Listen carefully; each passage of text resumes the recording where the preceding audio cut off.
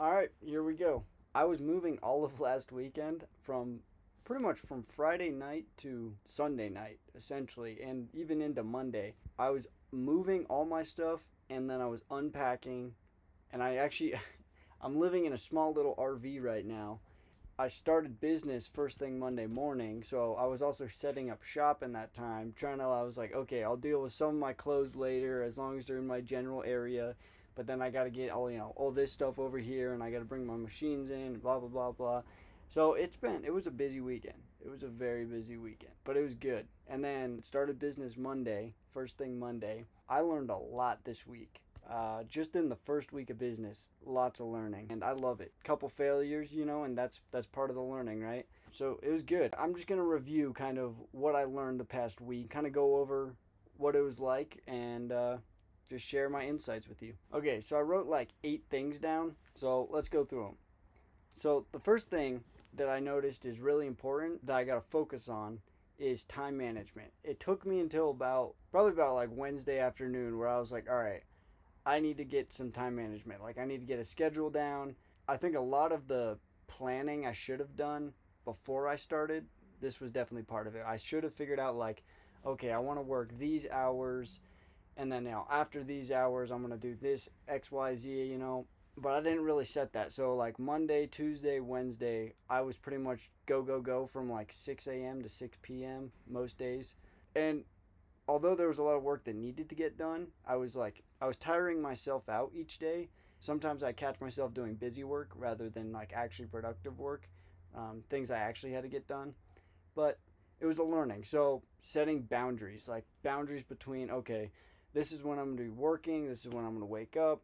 That helped me a lot. So that's definitely something I got to keep in mind more. The second thing I learned, which I learned this one later in the week when I was having a conversation with my mentor, he mentioned the 3 P's: prospecting, production, and professional development. In terms of my business, that I need to focus on a daily basis and grow is one, professional development. So, how can I learn my craft more? How can I know how to be better at what I'm doing so that I can provide the best service to my customers?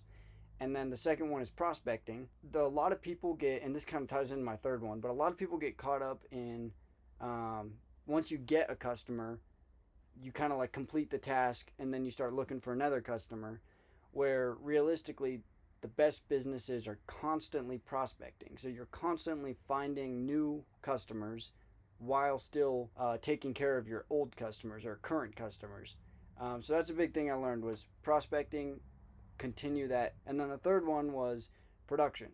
So obviously the production is where you're actually taking care of your customers and doing whatever your line of work actually is. So those 3 P's where I need to focus on prospecting, production, and professional development. And then like I said, how it tied into the third one. So the third one, the importance of continuing prospecting, whether it's daily, weekly, mainly just consistently. That kind of helps you avoid like the slow busy surges where it's kind of like a wave where you're super busy and then super slow.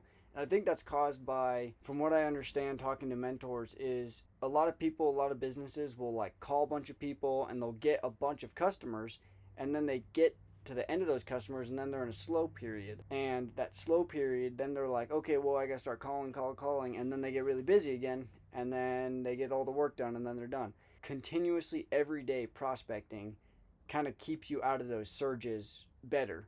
Obviously, every business is going to have seasons, but very beneficial way to build more consistency, I think, in your revenue and just in your customer base, and builds a lot more structure, I think, into the business as well. Okay, the fourth thing that I learned, very important, I realized that I need to work out every day. And I kind of already knew this since I've had past experiences. The point I'm getting at is I have a crappy attitude if I don't work out. Like, maybe I could go a day or two max, but let's see, I didn't work out Saturday or Sunday, and then Monday, Tuesday, and Wednesday I also didn't work out. So I was like, or Thursday even. And so I told myself, I was like, oh, like I'll take the week off, like I'm hitting it hard, whatever. But what I realized is it wasn't about taking it easy, it was about my mental attitude. Because I don't know what it is, like I get in a crappy attitude if I don't get to the gym in the morning, if I don't wake up early and like work out and push myself and kind of get that negative energy out.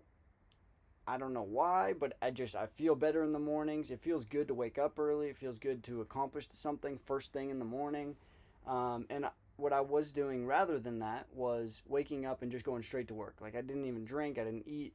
Like it was waking up and just going. And so this one kind of ties into actually the last thing that I learned, number 8, which was that I needed personal time.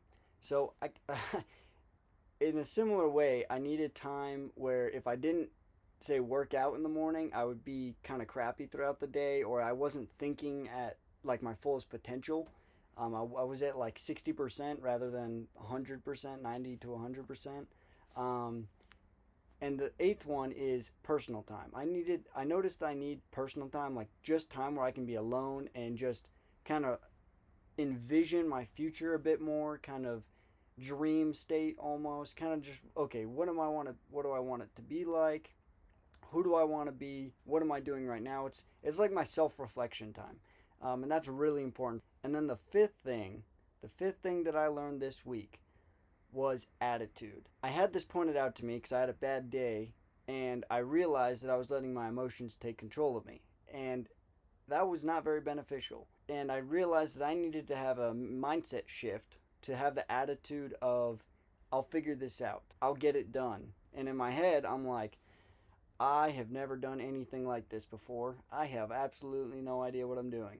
But the biggest thing that I've heard from Patrick Bet-David, Alex Hormozi, Andrew Tate, my mentors, is it's your attitude. It's like, okay, I'll get it done. I may not know how to do it right now, but I'll figure it out. And I think that is huge. And so that's something I'm going to continue adopting. And I'm sure I'm going to remind myself this in the future as well. But it's the attitude. Instead of being stuck in like, okay, well, I tried 6 different things and I can't figure it out. It's more like, okay, now I know 6 different ways that it doesn't work. Or another way you could put it is, okay, well, now I'm 6 ways closer to figuring out, how to do it properly. Which it's not an easy thing. It's much easier said than done, for sure. But it is a huge difference. Just the attitude of I'll figure it out. Like, not in a stubborn, maybe stubborn. Maybe you got to be a little stubborn. Maybe you got to be like, you know what, I'll figure it out. But be willing to be resourceful. Ask people around you. Be open-minded in the sense of you'll figure out how to do it. The information is out there, right? Other people know how to do what you're struggling with. So you just got to be willing to find the information. Yeah, it takes time, but all good things take time, right? So yeah, number 5, attitude.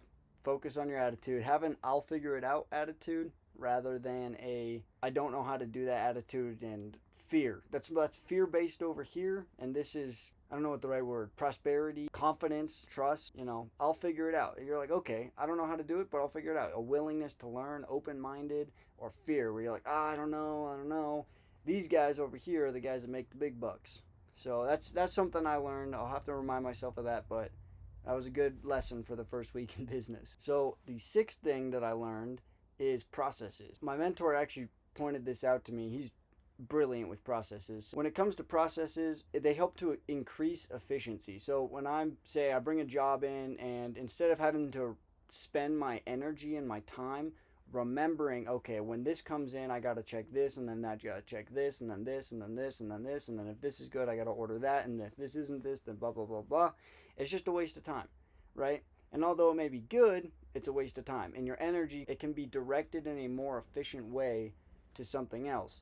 If you build processes for it, where it's like, okay, this project came in, okay, I got to check X, Y, Z, and then if parameter X is this, then I'll do this. So makes things so much more simple.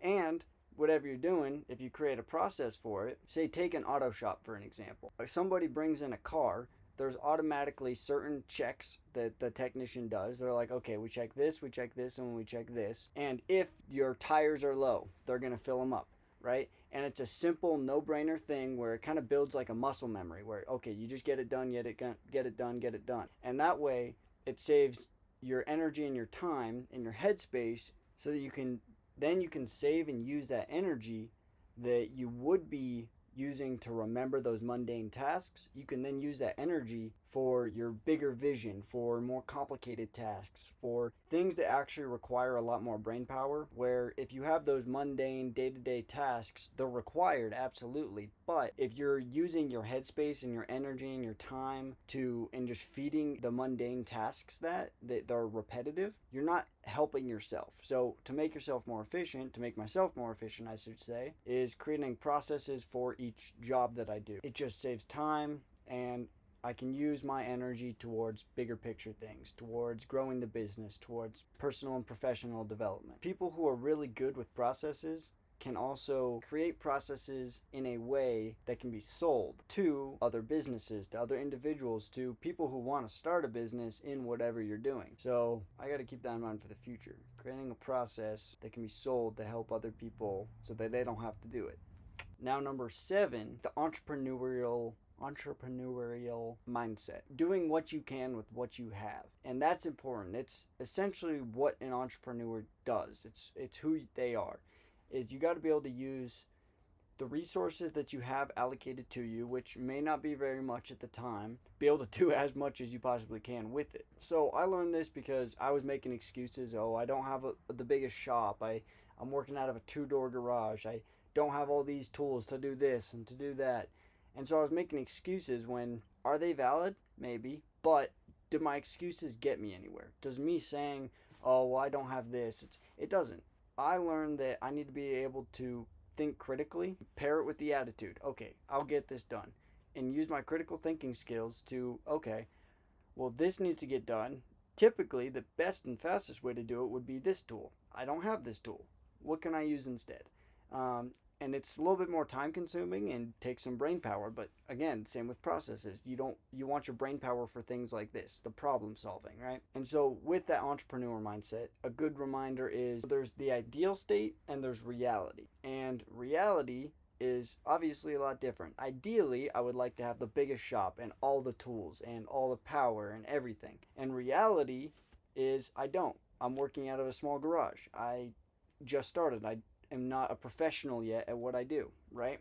But I have the attitude of I'll figure it out. I'll get it done. I'm going to continue working and improving. The difference is in that ideal state, you'll have everything you can, right? And so that's where critical thinking comes in, is how can I accomplish this? Without the ideal, how can I accomplish this? That's where that brain power, like I said, that's where that brain power needs to come in. And that's where having that attitude paired with your entrepreneur mindset, paired with processes that can move you forward, it's like the key to success right there, right? This is a lot of stuff. I know, because it's all in my brain at the same time. See, this is why I need personal time, because I need to process through all this stuff, and I kind of go through it in my brain, which is number 8, believe it or not. We're on the last one, personal time. So I realized I need to take personal time. I know I mentioned that earlier, but it's important. Got to process, got a vision, got to think, how do I want to do things? So yeah, that's a lot. I mean, that was just my first week of business, and although I had a couple rough days, rough moments, I wouldn't say the whole day was bad, a couple rough moments in the days, I'm grateful for them because I'm learning from them. And if I didn't learn from them, then I'd be mad. So I'm grateful that I can learn from mistakes, and for a first week in business, I'm excited. Well, I just want to say thanks for watching, so I'll see you next week.